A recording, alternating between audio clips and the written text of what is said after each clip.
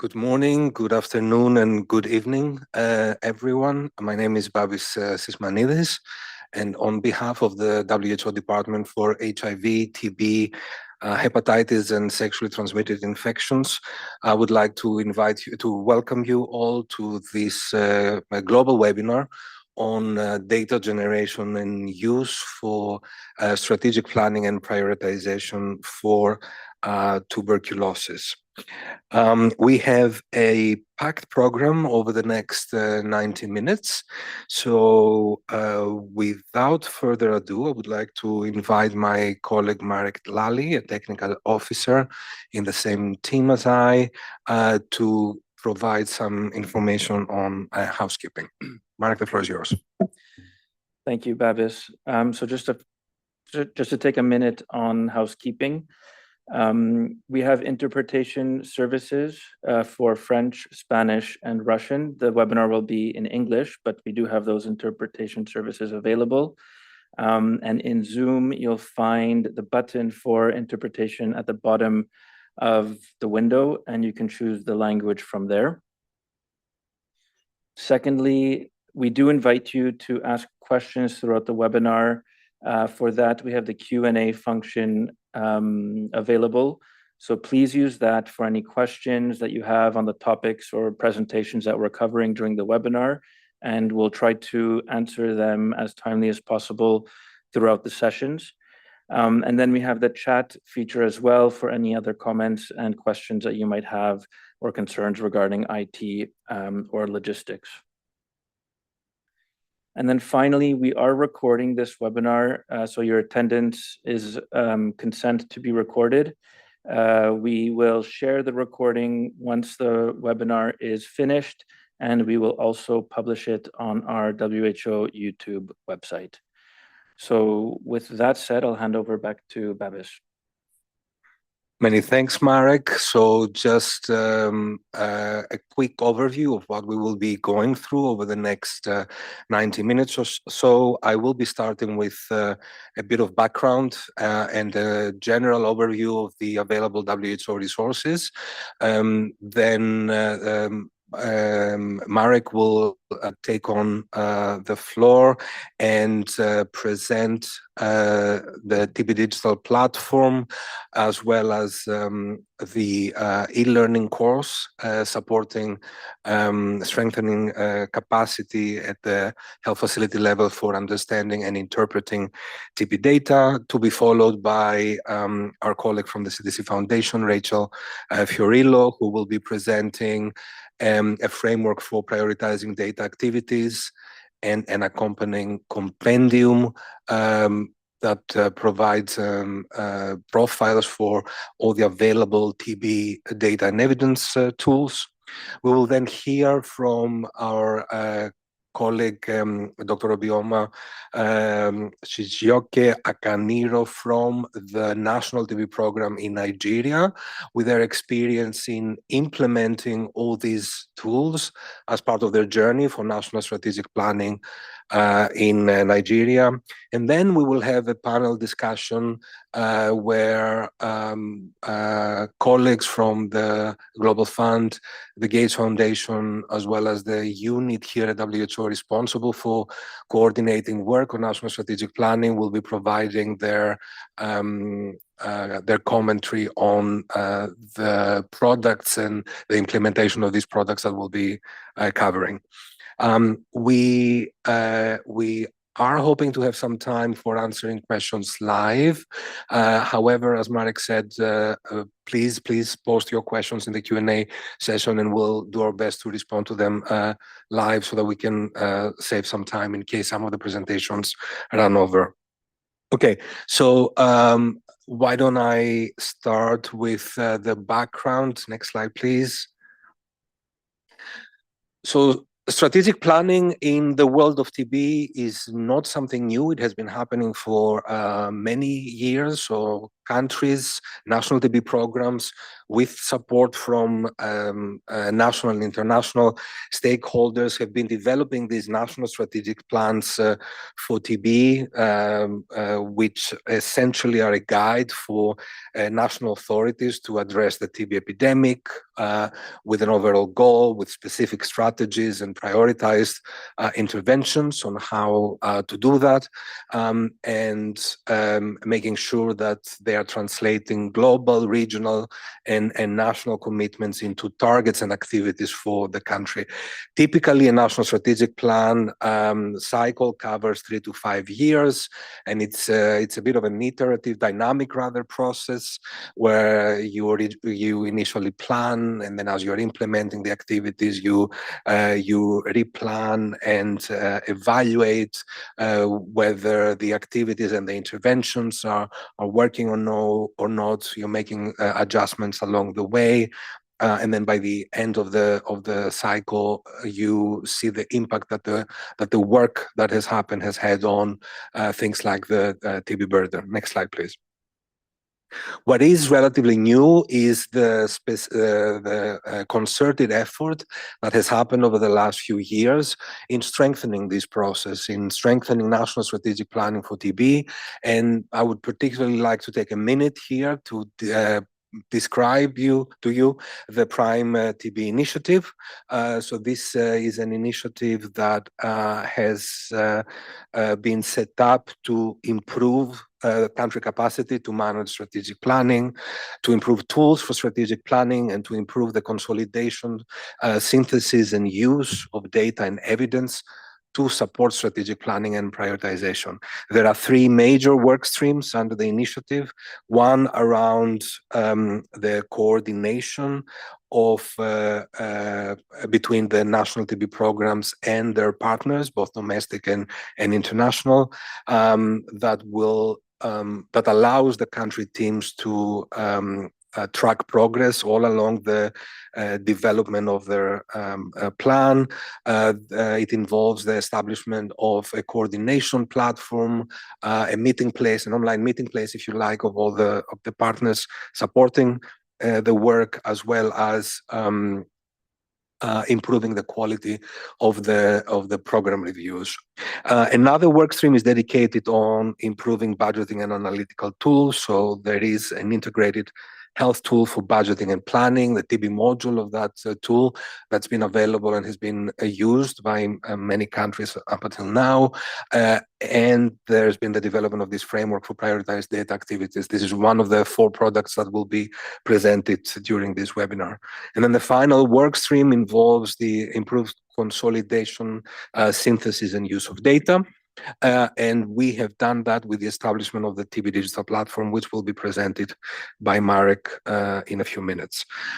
The original plan was that we target the implementation of the Prime TB initiative with a smallish number of countries. We targeted 13 priority countries from around the world. You can see the list of countries on this slide. However, the really very positive news is that, in fact, all the work that we have done and all the tools that have been developed have in fact benefited many more countries, because many more countries expressed interest in these work streams and the specific products, and we have been able to support more countries than that. Next slide, please. A few words on leveraging existing WHO resources. So a little bit before the time when we started implementing the Prime TB initiative, WHO came up with the organization's response to providing solutions, a suite of products that are solutions to end-to-end data processes, ranging from the storage of data, data management and analysis, data sharing and member states engagement, harmonization of data, and then dissemination and visualization of data. So we have made use of this resource to us. Next slide, please. We have also done quite a bit of work on developing resources around that support and promote the analysis and use of routine TB surveillance data, starting from the establishment of standards for analysis, visualization, and use, and the publication of the latest TB surveillance guidance in around the middle of 2024.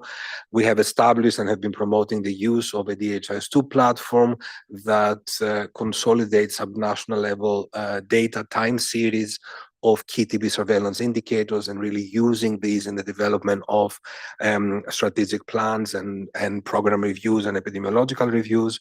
And then also the capacity building component, whereby an e-learning module has been developed to help people who are generating data, TB data, to be able to interpret and use the data on their day-to-day basis and work. Next slide, please. There's also been a lot of work done around the development of resources for strategic planning and prioritization, starting from the people-centered framework for strategic planning and prioritization, which essentially is an approach whereby different types of evidence, for example, epidemiology, TB disease epidemiology, evidence on people such as healthcare seeking behavior and health system data, are being brought together and are being placed on the pathway of care, of prevention and care.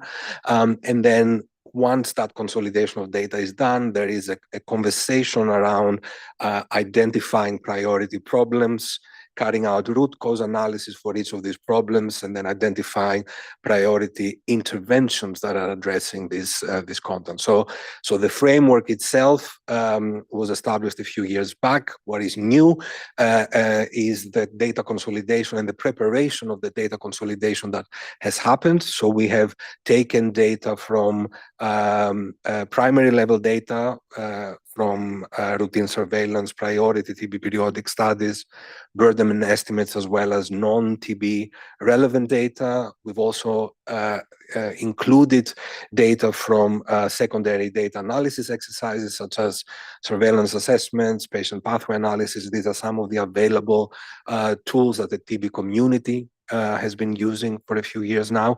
And then we have also brought in data from other existing databases that are relevant for national strategic planning from TB, including the Global Health Observatory, the World Bank, ILO, FAO, and the UN SDGs database. And then that data has been consolidated and visualized in a series of dashboards that Marek is going to explain in a while, so I'm not going to spend more time on that. Next slide, please. And then finally, there's been the last 2.5, 3 years, there's been work done on developing two important resources. One, the framework for prioritizing TB data and evidence-related tools, which is all about identifying and addressing critical data gaps according to country priorities and needs.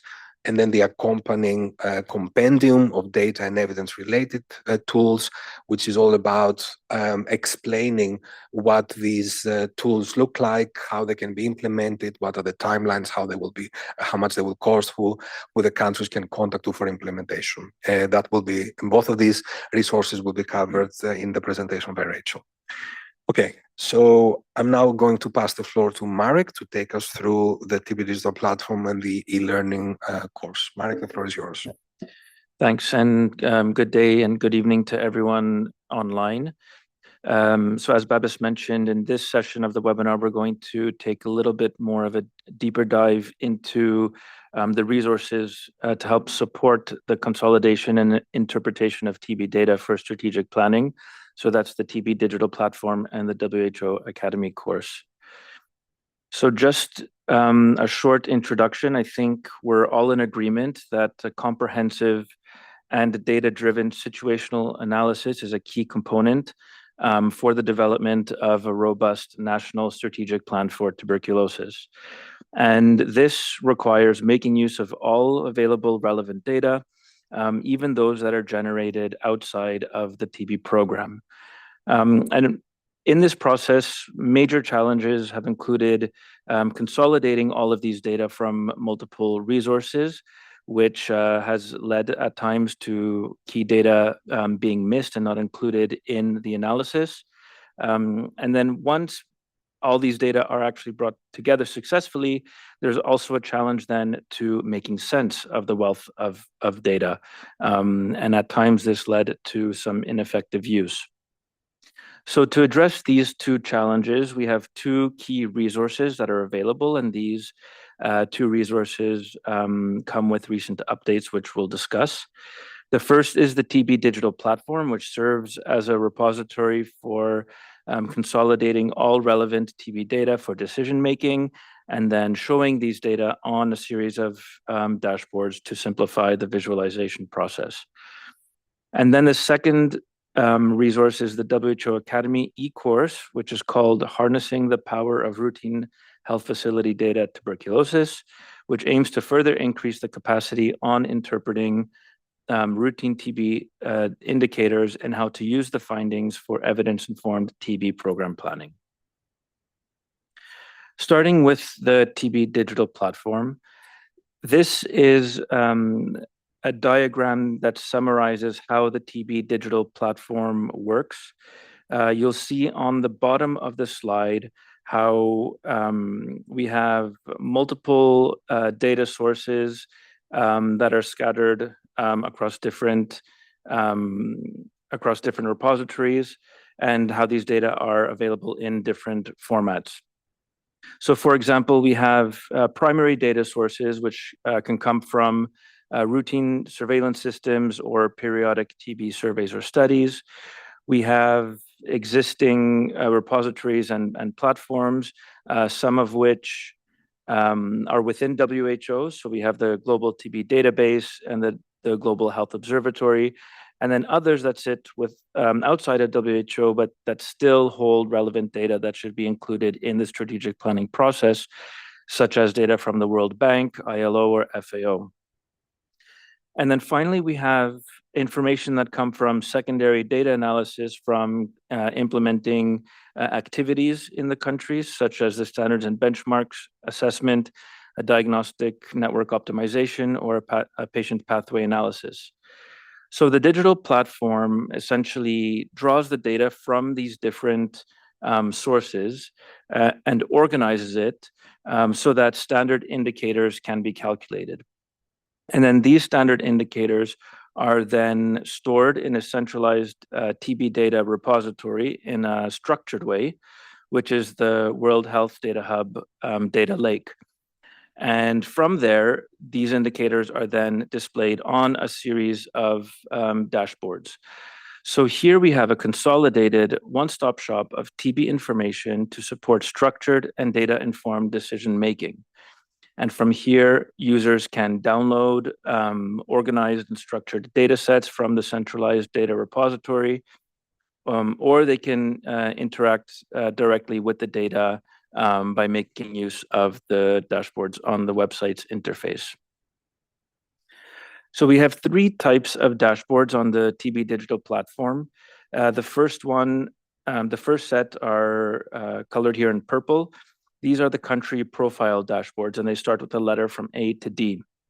These country profile dashboards consolidate selected indicators from various resources and brings them together to produce a tuberculosis epidemiological profile for dashboard A, and then to map these indicators along the PCF continuum of care for dashboards B, C, and D. The second set of dashboards are numbered. These are highlighted in yellow. So these are data source dashboard numbers 1 to 7. And each of these dashboards have a more comprehensive set of indicators from each of these data sources. And then finally, the third type of dashboard that's available is the indicator-specific dashboard. And from here, you can visualize a specific indicator in more detail from any of the dashboards, enabling country and regional comparison, and then as well as access to detailed metadata and interpretation guidance. We have two levels to the dashboards as well. At the national, we have national level dashboards, which are public facing, and these present data that are already in the public domain. And then we have the subnational dashboards for key surveillance indicators, which are only accessible with an access code that is managed by the National Tuberculosis Program. At the moment, we have 5 pilot countries who have populated these subnational dashboards, but the structure is there, and we do encourage countries to make use of this capability for subnational analysis and planning in their setting. This slide just shows an example of how different data sources are being brought together for the country profile dashboards. So here we're looking at dashboard B that's highlighted in the purple box. And this is the first step of the care continuum. And we can see that it's pulling data from the Global TB Database, the Global Health Observatory, the National TB Prevalence Survey, World Bank Database, ILO Database, FAO Database, and the UN SDG Database. So from here, I'm going to now do a demo of the platform online.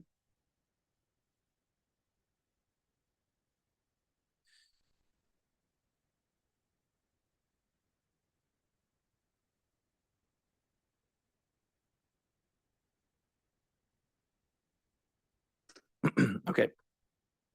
So when we first go to the dashboard, to the TB digital platform, we automatically land on the profile for Afghanistan.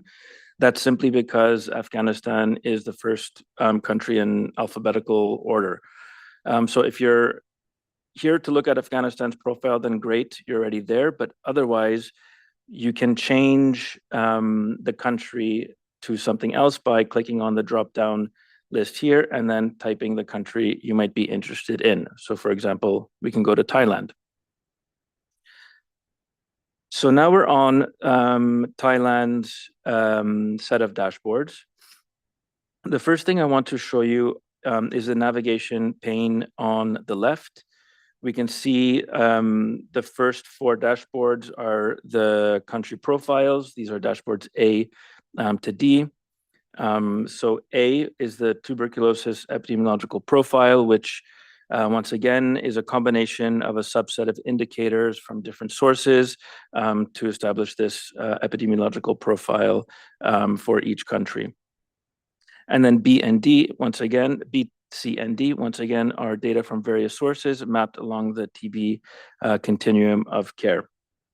The next series of dashboards are the numbered dashboards. These are the data source dashboards.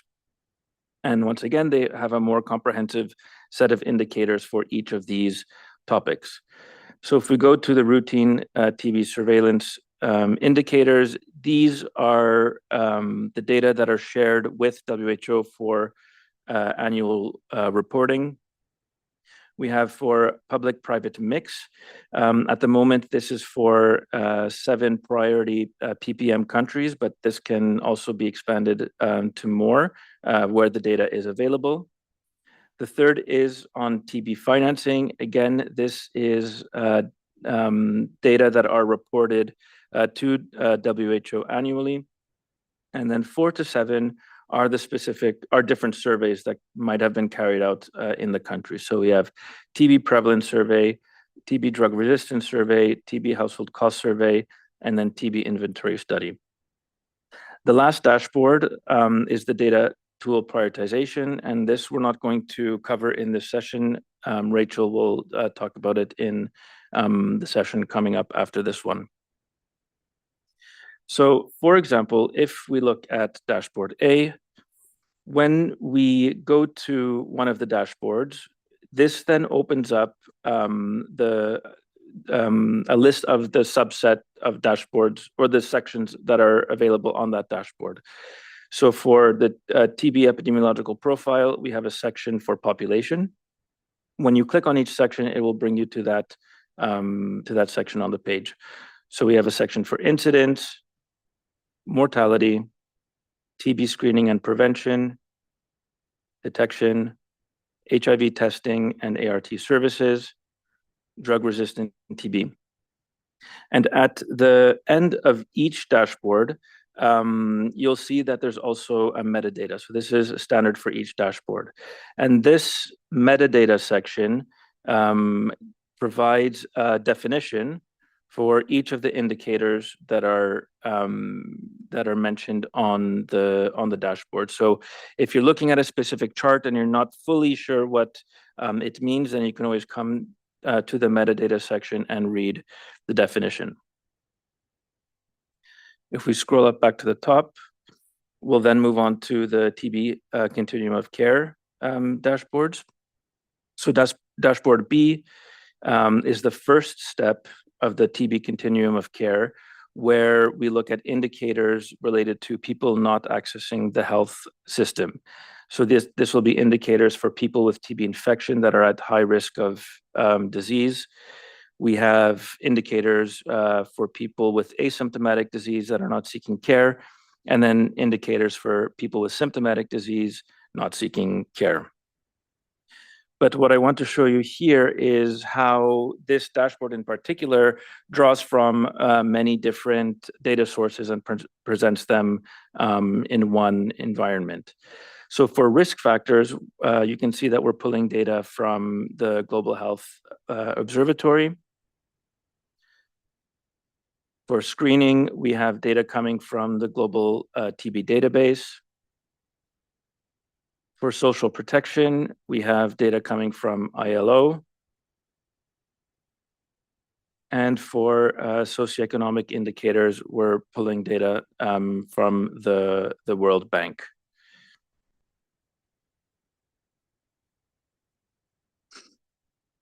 Dashboard C is the second step in the TB care continuum, and this is for indicators that relate to people with TB seeking care, but either not diagnosed or not notified. And then dashboard D is the third step in the continuum of care, where we have the indicators related to people notified as a TB case, but not successfully treated. Moving on to the next set of dashboards, which are the data source dashboards.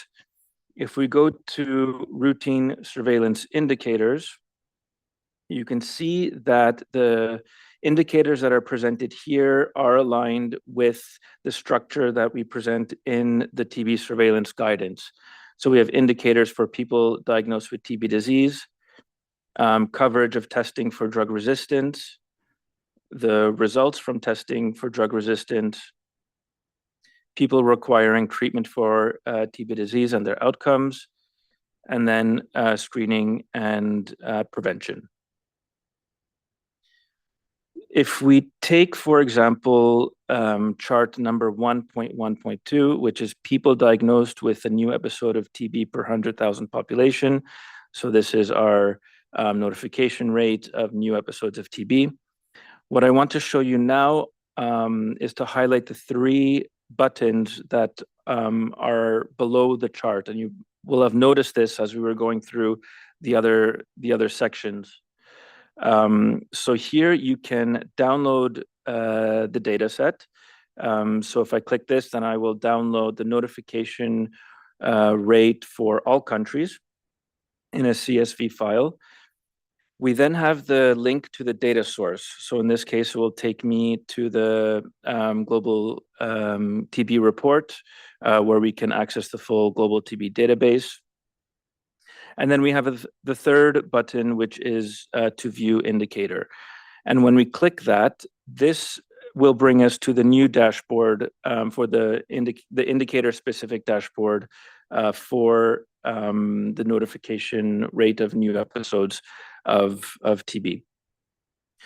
When we come to this dashboard, we're automatically still on the country that we were interested in. So here we're still with Thailand. And we can see that Thailand is highlighted on the map. But what we can also do is then compare with countries around the country of interest just by hovering, or even beyond. To the right of the map, we have the time series of the notification rate for Thailand from 2010 to 2024, which is the middle yellow line, and its comparison to its WHO region, the Southeast Asia region, which is in red, and the world, which is in purple. Above the chart, we have a statement which just quickly describes the change in the notification rate over the time period that's displayed.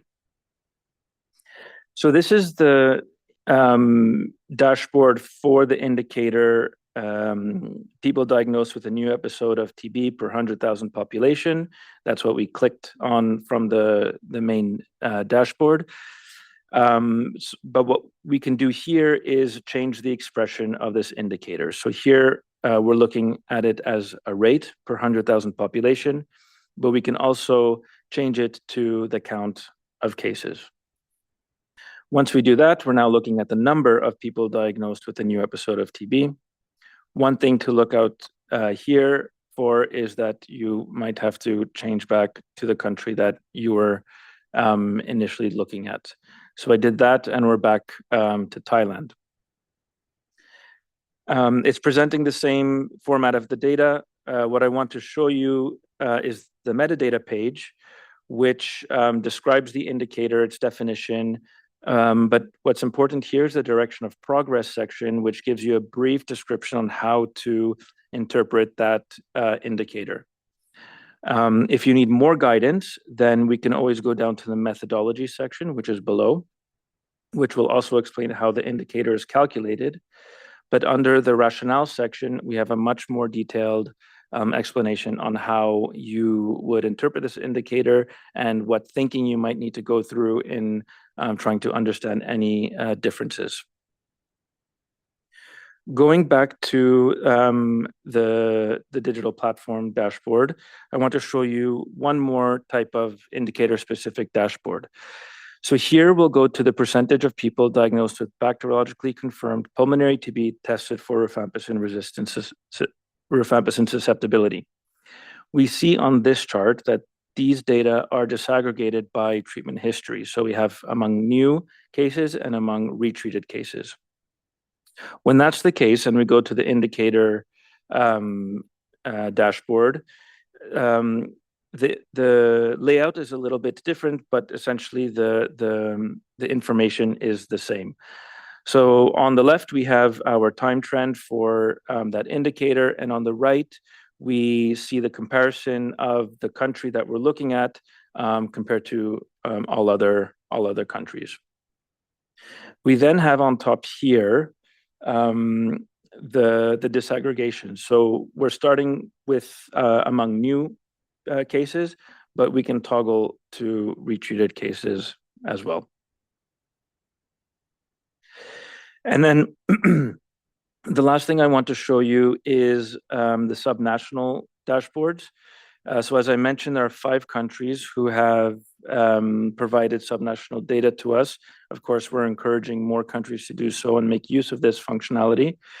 Nigeria is one of those countries, and they've kindly let us or agreed for us to display this during the webinar. So we'll go to Nigeria, and we'll stay with the notification rate. So this chart that we were just looking at. And we see now that there's another button for subnational data. When we go there, we're taken to the subnational data page, but we have to enter the access code, which is held by the TB program. So we click on there and we type it in.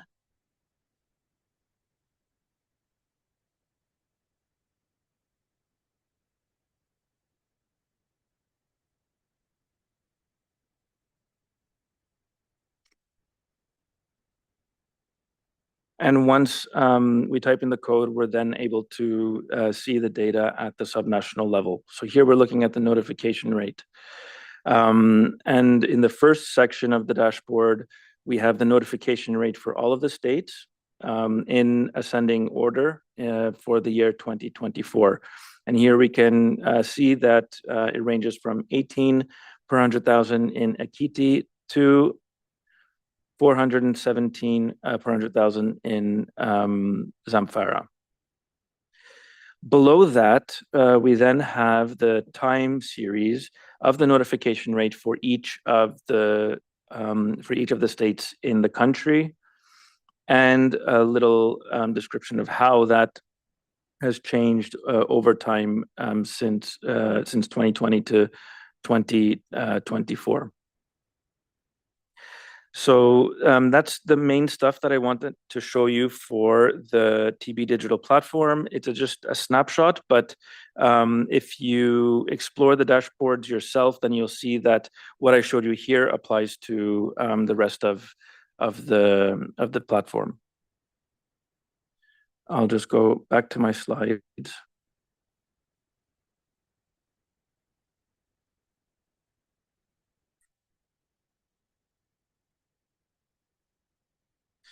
Okay, so the key updates. So the dashboard, the digital platform was launched in June 2025. Key updates since then are the availability of these indicator-specific dashboards, the public-private mixed dashboard, which, as I mentioned, is populated by 7 ppm priority countries in this first instance, and the availability of the private subnational dashboards that's currently populated by 5 pilot countries, but the structure is there for more countries to submit these data. In terms of next steps, we're going to continue the development of the platform to include additional dashboards and additional data sources that are listed here on the slide. We'll finalize the indicator-specific dashboard so that all of the indicators are covered, and we would like to expand the use of the subnational dashboards as well. Of course, we're going to be keeping the platform up to date as data are being updated in their relevant data sources. And just to mention, we focused on TB here, but there are some dashboards that are available for HIV, hepatitis, and STIs for program planning in those disease areas or for an integrated NSP approach. The second thing I'm going to mention, and I'm not going to spend too much time on this, is the WHO Academy on TB data interpretation and use. So this is the course Harnessing the Power of Routine Health Facility Data, Tuberculosis. It's part of a package of courses along with HIV and malaria. It's been developed with the WHO Academy, so it's applying learning science and to ensure that the curriculum is competency-based and effective. The aim here, as we mentioned already, is to strengthen the technical capacity on the interpretation of routine TB surveillance data, and then how to use these data for program planning. There are 6 modules in the course that employ an interactive learning approach. Module 0 is an introduction, and then modules 1 to 5 are more focused technical topics on the analysis and interpretation and use of TB data for notifications, treatment outcomes, TB, HIV, and drug-resistant TB. The content and structure are based on existing global guidance, and the case studies that are in the course are drawn from our experience in implementing epidemiological reviews that have been carried out globally. And then once the learner has finished the entire course, they would be awarded with a WHO Academy Award of Completion. In terms of recent updates, modules 0 to 3, the introduction module and then to module 3 are now available in all UN languages. We've now released modules 4 and 5, so for TB, HIV, and DRTB, and our next steps, once funding is available, is to translate those 2 remaining modules into the remaining UN languages. And thank you to everyone who's been a part of the development of these 2 products, especially Geeta Parvati, who's been the project lead for the TB digital platform. Thank you. Many thanks, Marek. Let's move on straight to the next presentation. We are already running a little bit behind. So I'm going to pass the floor to Rachel Fiorillo, who is a project manager at the Program and Innovation Office at the CDC Foundation. Rachel, the floor is yours. Thank you, Babis. I'll be sharing my slides.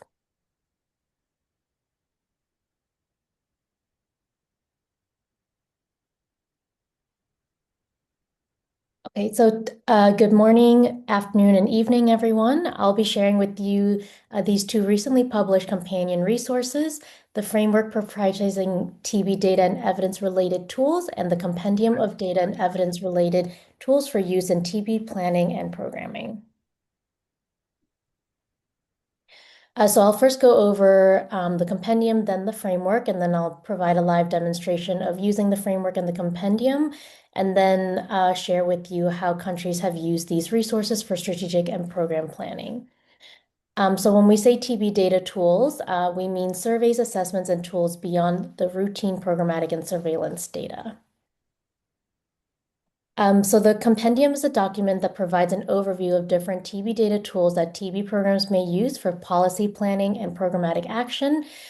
This is not an exhaustive list of tools, but it does feature tools that are widely used and considered most important by the global TB community.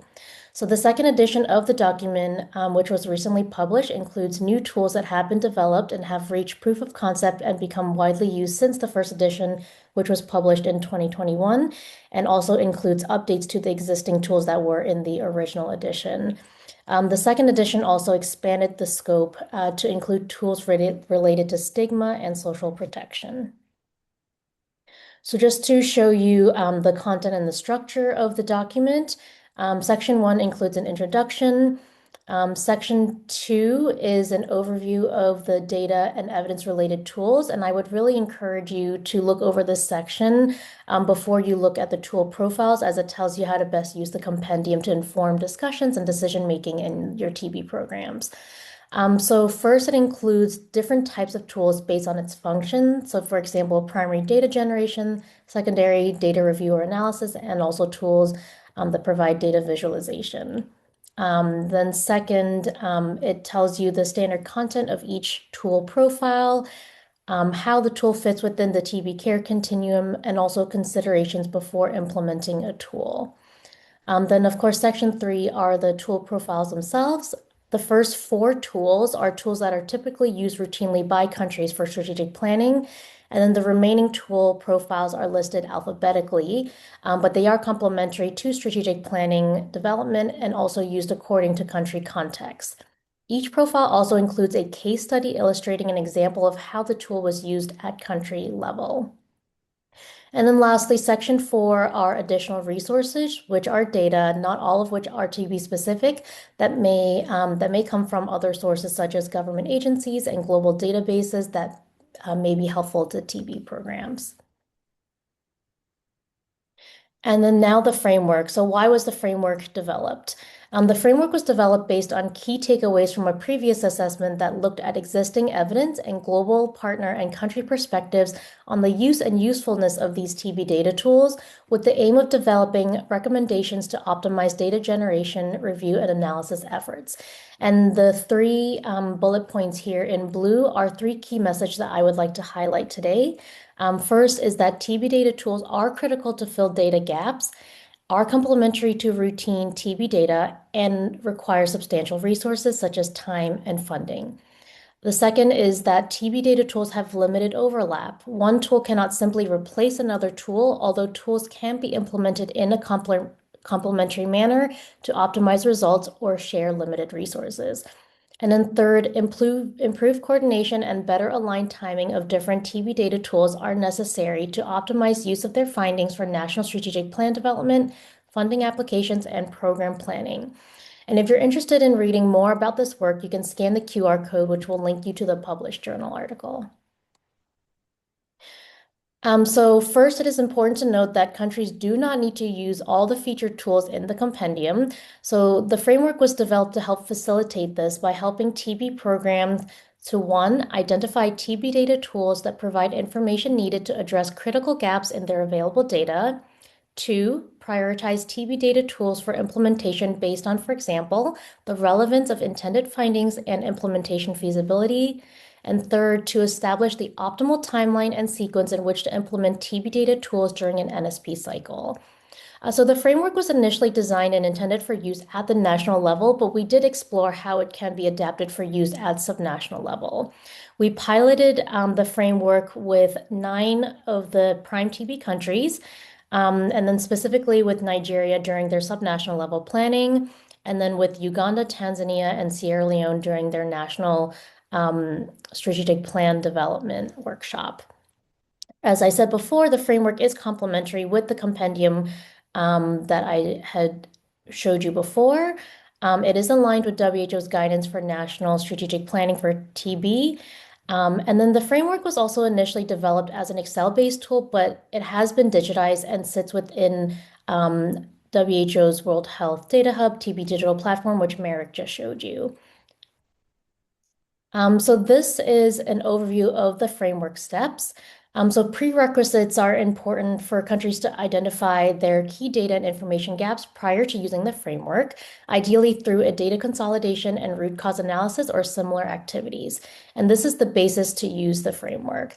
So if countries are already following WHO's National Strategic Plan Development Guidance, data consolidation and root cause analysis should be built into the process.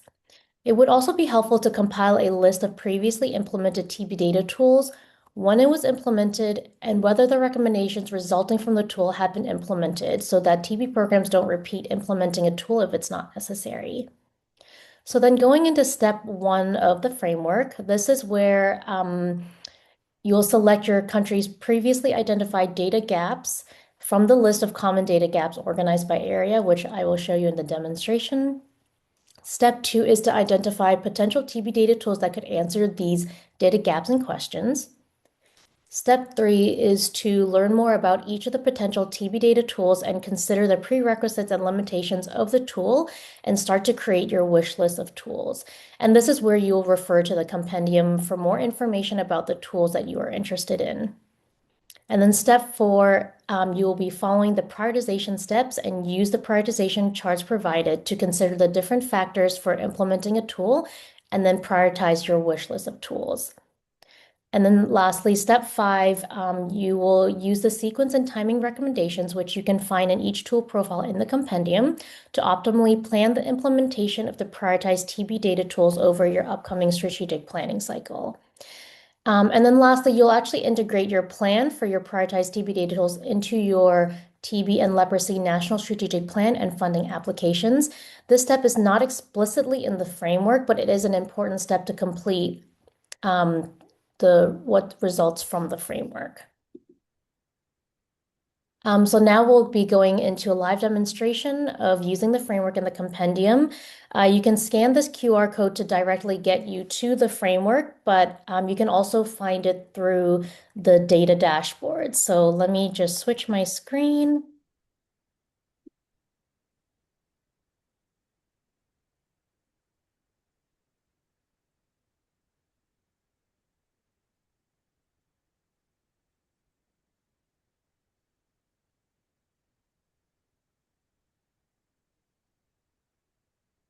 Okay, so here we are back to the TB dashboards. And if you scroll down the navigation panel on the left, you'll find data tool prioritization. So click on that.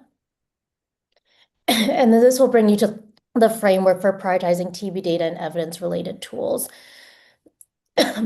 So again, you can use the navigation panel on the left to go back to the TB digital platform, but if you just scroll down a bit, this is also a smaller navigation panel to get you through the framework steps if you want to jump around. It starts with the purpose and overview of the framework, which I just went over, so I won't go over that again. But if you scroll down to here, it starts with steps 1. And steps 1 to 3, you'll be using this interactive boxes down here. And you can save your progress at any point in the process and also generate a hyperlink for your output, which you can then share with your colleagues for collaboration and discussion. So the left box here is where users can search for and select their data gaps. And then the right box is where potential data tools which can address those data gaps will populate as you go along selecting your gaps.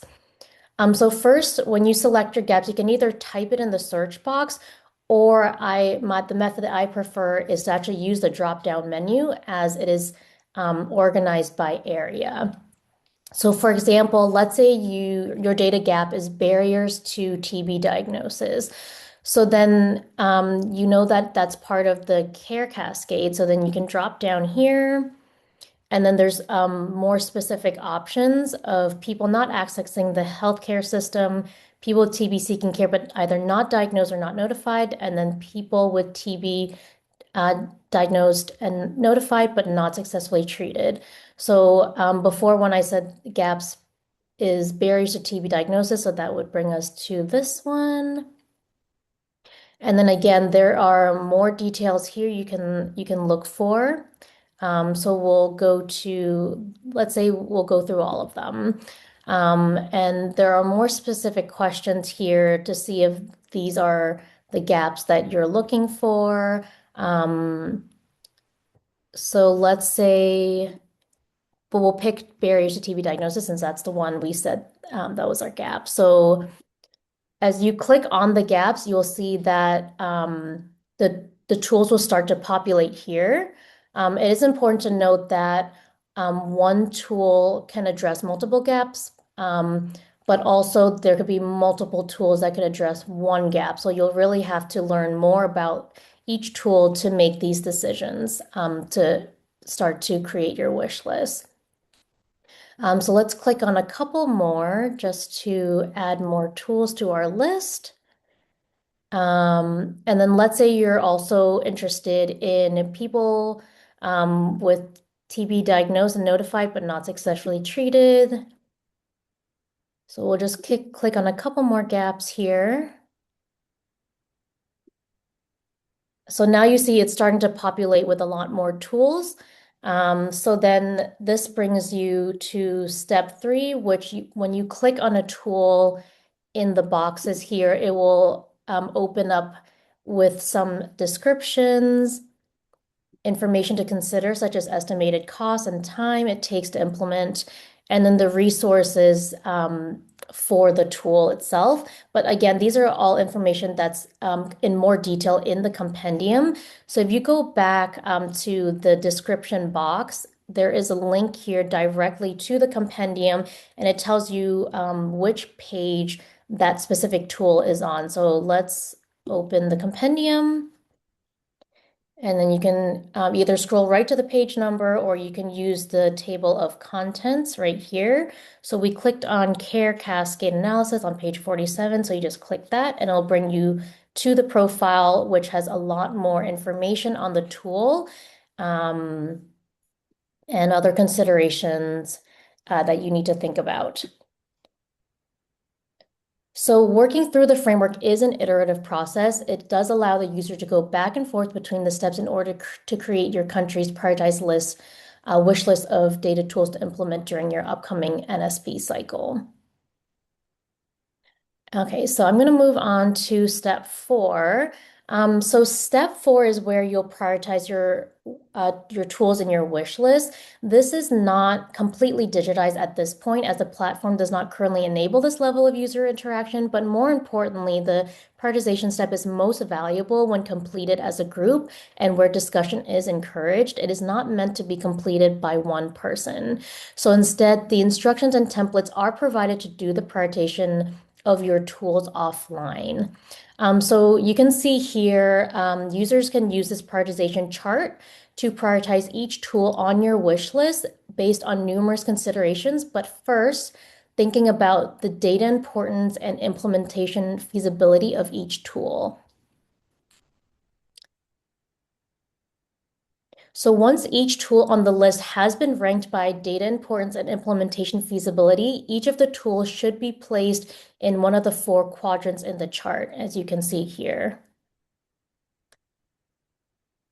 So then users can then review and further discuss other considerations such as domestic and donor funding availability, country goals, context, and policies, and whether a tool depends on a data from another tool, and whether there are tools that could be implemented in a complementary manner. So then after discussions, users may adjust the prioritization of the tools that were originally placed in these quadrants. So then moving on to step 5. I would also like to point out that for step 4, there is a hypothetical example of how a TB program from a fictitious country prioritize their wish list of tools. So you can expand the module here and it will show you an example of how this fictitious country and why certain tools were prioritized over others. I'll close that box again and move to step 5.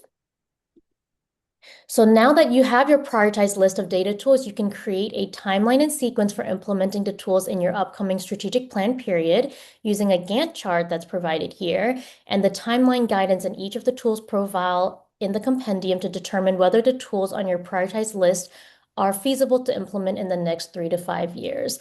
So just keep in mind that some tools are primary data generation tools, whereas others are secondary data analysis tools, which will affect the order of which you may want to implement them.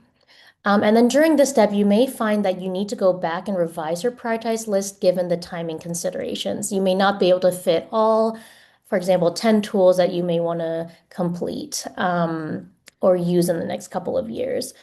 So again, once your prioritized list of TB data tools and a timeline and sequence in which to implement the tools have been established, the last step is to integrate your plan for implementing the data tools in your upcoming strategic plan and funding applications. All right, so then now I'm going to jump back to the slides and wrap up.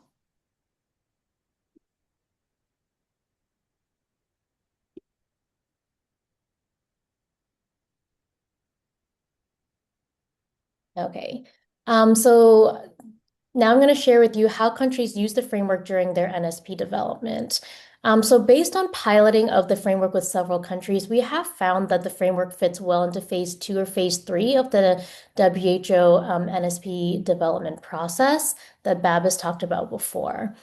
So typically data consolidation is completed after an EPI review or program review, and then data are reviewed to identify any data and evidence gaps. And then additional gaps can then be identified and prioritized during activities such as root cause analysis. The framework was then used during a country's NSP development workshop after the gaps had been identified and prioritized to develop an initial wish list of tools. The prioritized list of tools were then revised throughout a country's NSP development workshop until consensus was reached, but they also could be revised again during the drafting of the NSP. And then the outputs from the framework were typically included in research agendas while drafting the NSP. And then, of course, these things are usually finalized after a validation workshop. So when we talked about subnational use of this framework in Nigeria, the framework was applied during state-level strategic planning workshops. And so for subnational use, they did focus more on local data gaps rather than national data gaps, and also focus more on enhanced review and use of their routine data rather than on big national surveys. And here are just some photos from piloting in Tanzania, Uganda, Nigeria, and Sierra Leone. So for general questions or inquiries about the framework or compendium, you can contact these people here. But then for tool-specific questions or inquiries, you can refer to the contact information at the end of each tool profile in the compendium. All right, so I'll stop here. Thank you. Excellent. Many thanks, Rachel, for that. Let's move on straight to the next presentation. So let's hear a country experience from Nigeria in the implementation of all these products. So it's my pleasure to invite Dr. Obioma Chijoke-Akaniro, Deputy Director and M&E Manager with the National Tuberculosis and Leprosy Program in Nigeria. Obioma, the floor is yours. Thank you so much, and I'm gonna rush now because of time. Oh, thank you so much for that, and I'm really grateful for the privilege to present on Nigeria. I'm just going to tie everything together.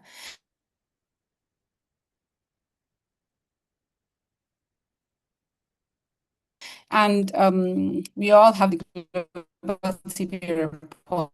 We know Nigeria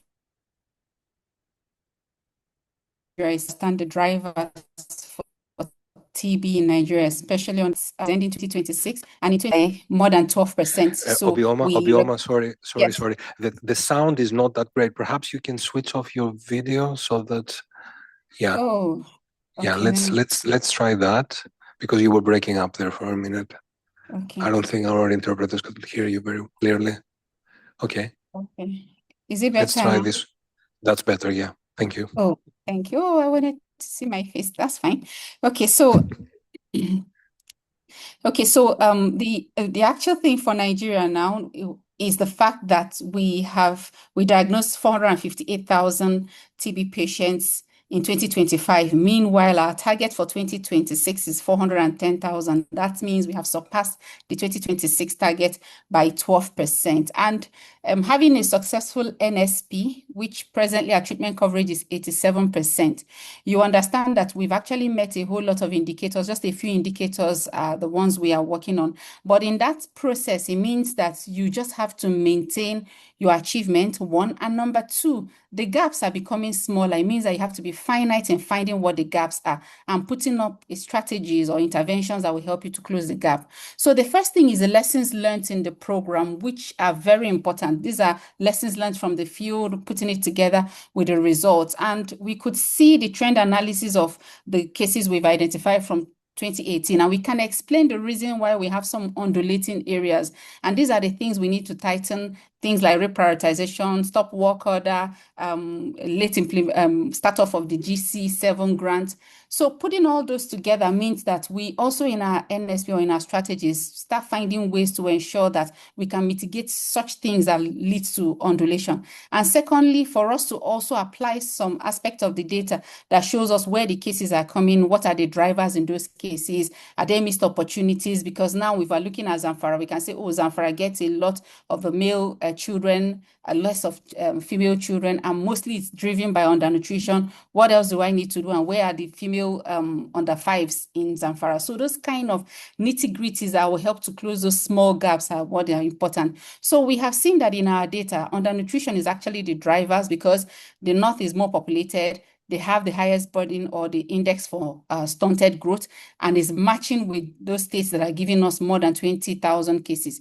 And we've seen also that in the south, that's where we have a whole lot of TB co-infection rate, and within it means that the south is being driven by HIV. We also note that in the GTB, or according to estimates, that we have less females than males, but we've discovered a scenario that even though we have less females than male in terms of absolute number, when you look at the coverage for male and female, we are getting more female than male. But that's not even where it stops. When we look at the males, that the coverage are less, we are wondering, it has more absolute number. Where exactly are we having this drop? We find out that the percentage of those screened, we have less males screened. And of course, because we do a lot of community activity and men may have been at work. So it means that whatever we are doing in terms of having these men who are symptomatic get to treatment, we need to fix in there. And for female who we screen more, a whole lot of them drop in terms of seeking diagnosis. So a whole lot of these scenarios are what we have played around, the case notification rate, what are the scenarios within the state, within the local government, but consolidating all these things. In fact, the interpretation of the data is what is very important, because if you interpret in a better or a good context, it would help you to effectively push the right action. So, and that's one of the reasons why the e-learning platform is important, because for TB, sometimes we just interpret based on what we are seeing coming out straight from the field. But there are other things that you need to put into context for you to rightly interpret. So with what we have done, like the lessons learned within what we've done, plus the fact that we wanted to put up an NSP meant that we had to bring in the NTEM review results, AP analysis results, and we called our stakeholders to look into it. The reason was that we could get the lot of stakeholders to look into these results and bring out the challenges. And within the challenges, these are the stakeholders. Within the challenges, we're able to identify where do we have the most problems. So somebody will say, oh, we have problem in DRTB. Where in DRTB? We don't have problem in everything in DRTB. Treatment success rate is doing well. So now pinning it down to where you have problem in these thematic areas was one of the things we did. And now we are armed with this. from the AP review and the NTEM review, and we also have those recommendations. Then we went on to prioritize, and in terms of this, we're looking at the care cascade now, and within the care cascade, we know this domain of the care cascade. It's also been presented. We are now finding out where do we have this problem in Nigeria in terms of the care cascade, and we found out that symptomatic people who do not seek care, that is where we have this issue. So based on it, we had to also go into root cause analysis, divide into group, and every group was working on that, presenting it in terms of a fishbone, this lovely fishbone from group 6. So what we did is that to ensure that we, in our NSP we're being developed, we're not just developing like NSP with strategies and interventions, situation analysis. We're now fixing in how we did this. What did we do? Because we're feeling that this document will be lesson learned for people so that you can also follow the process, see what the groups, and that's why you will see some of these pictures just fixed there the way, just as rough as it is, so that people can see how exactly it was posted by these groups. So with that, we took all these things to Lagos for 2 weeks with the core team, and the core team had to consolidate all these things. Then looking into evidences, in fact, as we're trying to bring up the prioritized intervention, we had to look into other evidences and also help us to look outside the TB. Things like stigma, you can't solve all of them in TB. So there are a whole lot of things that are outside our jurisdiction that we need to work on. So that's where this triangulation with the WHO digital dashboard came in, because we could look into it and also help us to identify missed opportunities or places we can leverage on, even those that are outside the TB program. We could also look at our data, combine, looking into from one platform to another, just to combine and see what exactly to do. And specifically for us to have justification, because one of the things we told each group, let there be justification for whatever you're going to put in. We don't want to just do a bogus NSP without a particular, we just wanted it to be like, it's very feasible for us to implement. So with that, one of the things that we identified was the fact that both males and female, top causes of death in Nigeria, number 4 for female is TB. Number 4 for male is TB. And it further shows the need that whatever you're prioritizing intervention, the more we try to focus on men, we should also not leave female behind. We should ensure that we maintain what we do in terms of the coverage. So our overall goal for NSP changed in terms of the approach, because now we had to start bringing on some vocabularies that represent what we want to do based on all these prioritization, and also set targets that we are sure we'll be able to maintain and surpass. So with that, we're also thinking of the fact that resources are limited, they are not dependable anymore. The USG funds, what happened was a shocker. The Global Fund allocation that has cut by like 15% for Nigeria, and further cuts in TB program by about $20 million, when we didn't even have enough across for the 3 years when it was 150 million. So the 5-year NSP for us means that a whole lot of feasibility and impact will have to be put together. So what we did is that for each of the intervention identified, you will have to plot it, even no matter the number of intervention you have. One by one, you have to plot it with this feasibility and impact plot. And within it, what we did was, first of all, to take the high impact, high feasibility, because we're looking at just the interventions that will lead us to where we want to get to. Then we can cost for the other ones if we have leverage of funds, or keep it as part of what we can use for domestic resource mobilization. We did it. We also piloted 2 states, Lagos and Kano, within our NSP. So in our NSP, you will see the subnational plan for Lagos and Kano embedded in with the justifications for it. So with all these things, we identified 14 objective, and our objective are more streamlined, because some aspects that we made full objective before, we now found out that we need to combine it. So by that, bringing up other objectives that we will need to focus on. So there are 14 of these objectives, and with this objective, we had to reflect it into the IHT2. The IHT2, Nigeria was trained on it. We set up our baseline for IHT2, and using the interventions we identified within this particular meeting on NSP, we had to plot scenarios. Now, plotting scenario with realistic fund that we know is available. Gone are the days where we put so much money, we'll cost all the intervention, and we have a bogus that is almost as much as a state's budget, which we know will not be feasible for us to get. And we'll be having 70% funding gap. because you're just dreaming that you're going to get funds from everywhere. So with that, what we did is that we now have a baseline scenario with all these interventions. These baseline scenarios are those ones that can help us meet this target.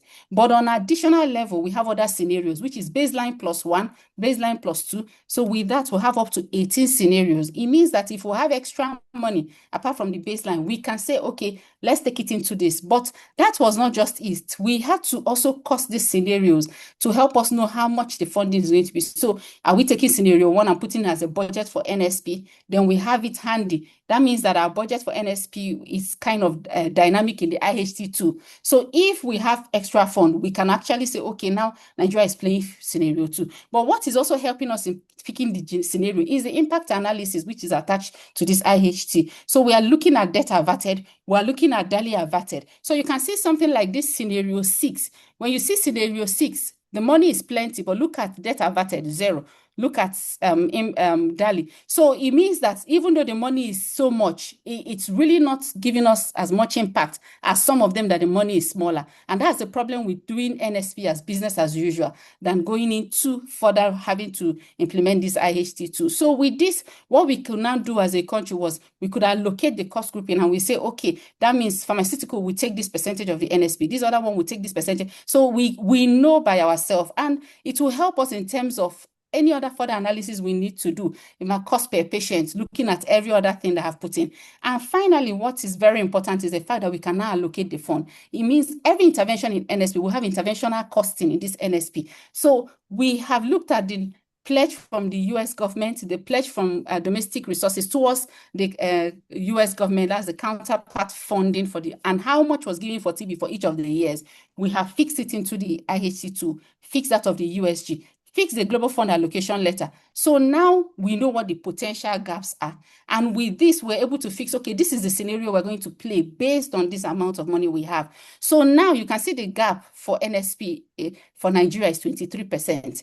Unlike before, it used to be reverted. And we have funding for 77%, which is amazing. And the only thing we now say, okay, this 23%, the conversation is that who will pay for the unallocated gaps? And this is where we're going to drive into things like basic healthcare provision fund, the national health insurance, the state health insurance scheme, just to see how to cover more. And I'm sure that if we do well in terms of this allocation of this, and if government releases everything they need to release in their own part of that counterpart fund, that we may have an NSP that is close to 100% implementation. Thank you very much. That is excellent. Many thanks, Dr. Obioma, for this inspirational example from Nigeria on how to fully optimize data and evidence as well as resources for strategic planning, discussions, and prioritization of activities. We are now moving to the final session of this webinar where I will be inviting 3 commentaries. I will first turn to the Global Fund and my colleague Namdi Nwaneri, a TB disease advisor with the Technical Advice and Partnership Department. Namdi, I would like to ask you to provide a commentary on the Global Fund's position around the data generation and use, funding availability and supporting related activities, as well as how you think the resources that have been presented during this webinar can help countries in developing Global Fund funding requests. Namdi, the floor is yours. Thank you very much, Babis, my colleague and friend, and thanks to WHO for organizing this very important webinar.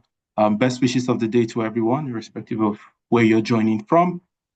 Today's webinar for us is really an important and well-timed event because it puts the focus on 4 useful resources which would aid national planning and implementation, but also will complement the data and evidence that would support the Global Fund grant funding request development for GC8. The first 2 tools, which is the WHO prioritization framework and the compendium, kind of go hand in hand. And for the prioritization framework, it provides an opportunity for countries to make structured and evidence-informed decisions about the tools and the investments that are warranted in their specific setting. based on their programmatic gap and their readiness. The tool will help the prioritization framework, will aid countries as they make the decisions on what to include, not only in their NSPs, but also in their Global Fund funding requests. Of course, the compendium then serves as a reference point for the countries like Rachel nicely presented, for them to gain more understanding of the various tools and where they fit in, at what time it's best to implement them, their use cases. I think one thing that is also important is the estimated budget, because a few times when these requests come, even in the Global Fund funding request, we tend to see that either it's suboptimal budgeting, or it's way above what it's supposed to be. So this is a good guide. Of course, it's not cast in stone, but it provides that guide to countries. The WHO digital platform is very reassuring to see how countries, the Nigeria Obioma just presented an excellent example of how this is used on the field, on the ground, for strategic planning and for us, even as you develop beyond the NSP, as you develop the funding request, it's a good tool to visualize the data, to provide evidence in the funding request. It could be useful for situation analysis and baseline setting beyond the NSP development part, which is an EPI review, which has already been highlighted. So just in summary, these three tools in this period where we have funding constraints are very valuable because they are free, they are validated globally, and they can be used for planning to kind of strengthen the evidence that underpins the activities that you are putting in your NSPs, your funding request, and for day-to-day program utilization, obviously. In addition to that, the WHO Academy online course provides capacities building options for countries so that they are, whether it's at subnational level or national level, so that they are quite capacity strengthened around data generation, analysis, and use. In the current landscape, we do know that there are funding constraints, and it's not only at the global level, but also at the country level. And for us at the Global Fund, one of the strategic shifts for GC8 is stronger prioritization under constrained resources. So this applies across all thematic areas, including M&E. Within M&E, the position we have on several tools, M&E tools. First, of course, we expect countries to continue to assess and address prioritized M&E system gaps. Priority will be placed on strengthening of routine systems, case-based surveillance, and aggregate systems, digital interoperability and integration of data systems across the different sectors, private sector, community, and also data analysis and its use for improvement at all levels is key. And a lot of the tools that are contained in the compendium and which countries have previously requested funding from the Global Fund still remain valid in this regard. In addition to that, of course, capacity has to be built at country level on TB, M&E, and surveillance. This is important. Program reviews still remain relevant, and epidemiological review. And we encourage countries to think about a more streamlined approach as they are implementing this, together with things like targeted supportive supervision. In the area of non-routine TB data systems, TB data activities, such as surveys and special studies, we see this as an opportunity for increased optimization, efficiency, and transition. And so one example is drug-resistant surveillance. Over the years, globally, lots of investment has gone into this, and we are prioritizing continuous drug-resistant surveillance based on routine DST. However, the Global Fund is still open to fund drug-resistant surveys, but of course in countries that meet the WHO criteria and rationale. But the level at which we used to fund in the past would definitely not be the same this time. So just so that we have that context. Inventory studies, including record linkages in countries that meet the prerequisites and assumptions for this will still be funded. It's good to see that the second edition of the compendium also kind of looked at the timing and the duration for some of these surveys, and it's helpful because one thing that's important is how we rationalize the frequency of repeat surveys and the repeat activities. There are some activities that are lower priority for GC8s, MNE activities, and they include the traditional TB prevalence survey has been done as it has been done in the past. Household cost surveys, KAP surveys, and operational research. And it's only in exceptional circumstances that these activities will be funded. Exceptional circumstances really would require leveraging additional donor resources and domestic funding, but I think more importantly, demonstrating clear cost efficiency.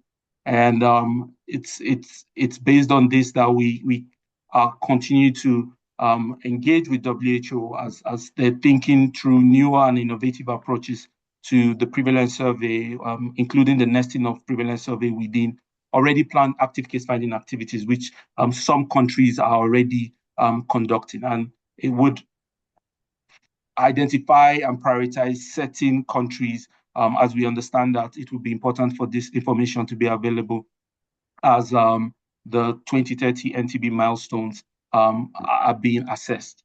So I'll end by saying that we encourage countries to use this tool. They are very important. We encourage you to include MNE-related activities in your funding request, ensure that they are prioritized, and hopefully it helps countries as they continue to monitor their programs and use the data for decision-making, both at the national level, but also as they also respond to funding from other donor sources. Thank you very much. That was excellent and very useful. Many thanks for that, Nnamdi. Let's now turn to the Gates Foundation. And first of all, I should say that the work that you have seen presented here today around the Prime TB initiative and all associated products that have been presented would not have been possible without the support from the Gates Foundation. So many thanks to them for that. I would like to invite Guy Stallworthy, TB financing and sustainability expert on the global health division, to provide a few words, a commentary on the foundation's position on strengthening strategic planning and prioritization for TB in general, and potentially how these resources that you have seen presented today can be further developed, implemented, and supported. Guy, the floor is yours. Thank you, Babis. Am I audible? I hope so. Yes, yes, we can hear you. Thank you. First of all, congratulations to you and the team in WHO and CDC Foundation for these materials that are very rich and very well presented. We've been very happy to be supporting this work over the last 6 or 7 years. It comes in the context where we also support TB modeling for many years, and in selected focus countries, we've supported the development of the underlying data systems, TB surveillance systems. But this particular kind of effort to strengthen planning we've invested something over $15 million over these years with WHO, with CDC Foundation, with KNCV, and with the Global Fund. And we think this has been very important work. You've presented, all of you, really well the different tools and their importance in the process. I think it's worth noting that we still face a number of challenges in this area. The fundamental one, perhaps, is more of a scientific challenge, and we don't have the tools to routinely measure TB prevalence, still less incidence or transmission. So to some extent, we're flying blind, especially when it comes to subnational planning. We model the burden based in many cases on old data. TB data systems have improved in most places. I think we've seen now that one of the areas of inadequate data is TB financing and resource flows. This has been a challenge in the last couple of years. We've we do have rich data as you presented in TB, but for performance management, we do tend to focus on TB notifications, which I would suggest are a poor proxy for timely and appropriate care. And then, of course, there are always challenges of capacity when program staff are very busy implementing, for them to take the time needed for deep analysis and strategic planning. But I would also suggest that as a community, we have perhaps been reluctant to face up to the challenges of prioritization, because we have many interventions, but we have constrained resources. We have tended to develop national plans for achieving global advocacy goals that are unrealistic, frankly, with the current tools available, and with budgets that are often 2 to 3 times the available funds as presented by Dr. Obioma, but that's not atypical of high-burden countries. I think this is partly because there's been a mistaken belief that if we do realistic planning, we undermine our call for increased funding, which I think is incorrect, but that's been a belief that's out there. But also, let's face it, prioritization really is difficult. So I'm delighted to see the emphasis on prioritization amongst the various different data tools and studies. The Global Fund guidance has been much stronger on that in GC8. And then Dr. Obioma presented, what I think is a really outstanding example of how these tools and this whole process can be brought together to prioritize amongst many different possible interventions, and to keep within realistic budgets, which are not incompatible with ambition. I think I would argue that doing realistic planning actually strengthens our case for additional resources and for greater ambition.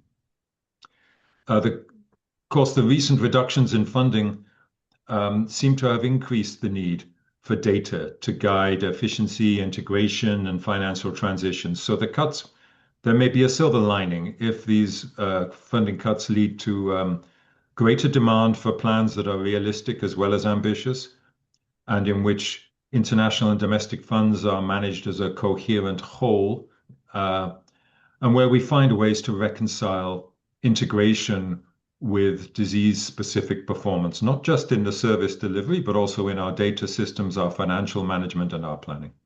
I can't really comment on ways in which the Gates Foundation may continue to support this kind of work, but I can say that the use of evidence to inform prioritized investment plans is an enduring theme in all of our work. And we're currently in the process of establishing a small specialized team to focus on what we call program intelligence and to lead our work in this area across TB and HIV. So I'll stop there, and congratulations to all the presenters. It's been an excellent session. Thank you. Many thanks for that, Guy. I would now like to turn to our final panelist, Farai Mavunga, Unit Head for People-Centered Services, Key Populations, and Comorbidities with the Department for HIV, TB, Hepatitis, and STIs. Farai, if we could have your commentary on how you think the resources presented during this webinar can support planning in the context of national strategic planning development. The floor is yours, Farai. Okay, thank you, Babis. Good day, everyone. Thanks again for the opportunity to be part of this webinar and for also allowing us to comment. So firstly, of course, the speakers who've gone before me, I would like to congratulate the team who worked on this product. Sorry, I'm just going to switch to a different microphone. Okay, I hope this is better. So I would like to congratulate the team that has worked on this product, and I also would like to thank particularly Dr. Obioma for sharing your experience with strategic planning, utilizing some of these tools that were presented today, because I think for us what really matters is how these tools get utilized at country level, and I think that experience is very encouraging that you have shared. So thank you so much. I think we know that in countries there is a lot of data that is collected, various systems, various programs within health and beyond the health sector. So I think initiatives like this one to really bring this data together in one place, I think they can only strengthen the case for strategic planning for TB. Specifically, when we talk about the subnational data, I think that also gives us an opportunity to identify disparities, also identify gaps in our services, identify people who are left behind by the system. And also maybe also identify where the gaps in data are, as we know that quite often the most vulnerable people are not visible in routine data. So again, we do have the opportunities presented, and thanks Rachel for sharing the compendium, that there are additional processes that can be used to address the gaps in data using non-routine sources and processes. So I think to me that is also another avenue to address inequities and strengthen the case for people-centered services. Of course, these tools, we know that for it's probably quite a lot of information being shared. So we also appreciate that there is an online course that has been developed to support those who may want to learn a bit more about these products. So we really encourage countries to utilize these tools, but also provide us feedback where you feel that we need to address. From our side, and Guy alluded to this, we are also looking to see which of these processes for strategic planning purposes can be integrated within the context of this new department for HIV, TB, hepatitis, and STI. So we were talking mainly about the guidance for strategic planning for TB today, but it suffice to say that also going beyond TB, there are discussions to see how do we do integrated planning across the 4 disease areas that we're covering in the department, where of course it is applicable. So that work is ongoing, and it is encouraging to also know that from a data perspective, there are also dashboard related to HIV, hepatitis, and STIs going forward. So once again, thank you so much to the team, and congratulations for these excellent products. Back to you, Babis. Great. Many thanks, Farai, and many thanks to all of you for your interest. Just to say that we will be making the recording of the session available. This is the beginning of the journey, particularly for those of you who are new to this information and material. So please feel free to stay in touch and contact us for any follow-up questions or clarifications. So with that, I would like to close the session. Have a lovely rest of your day, afternoon, or evening. Bye-bye.